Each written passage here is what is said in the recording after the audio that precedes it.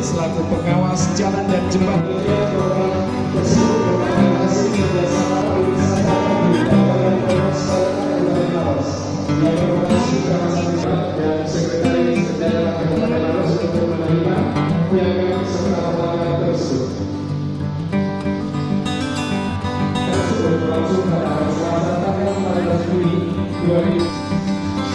Kita mana nih?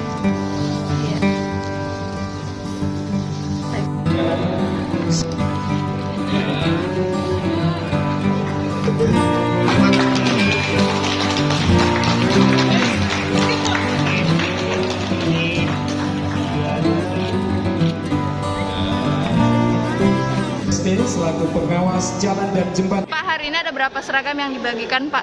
Ya, alhamdulillah hari ini di hari lahir Kabupaten Maros yang ke-63 kita juga membagikan seragam buat anak-anak kita semua yang masuk sekolah, yakni siswa SD dan SMP.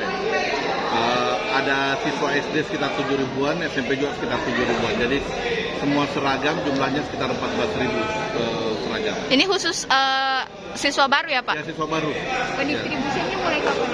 Mulai hari ini. Kita sudah mulai hari ini secara simbol dan mungkin distribusi yang agak gencar nanti ketika masuk sekolah. Nah, kita harapkan untuk masuk sekolah langsung didistribusi. Memang ini rutin tiap tahun atau baru? Baru.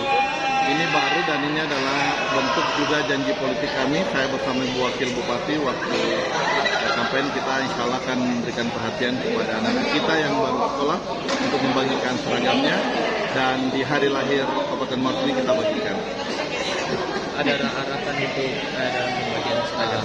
Harapannya tadi kita sudah sampaikan bahwa pembagian seragam ini sebenarnya sebagai simbol di mana kita berharap pemerintah daerah dan kita semua memperhatikan peningkatan SDM Kabupaten Maros dan bagaimana seluruh masyarakat Maros bisa terus melanjutkan pendidikannya di jenjang baik SD, SMP, SMA sampai ke universitas dan kita berharap mudah-mudahan dengan pendidikan yang lebih baik lagi buat anak-anak kita dan untuk peningkatan SDM-nya.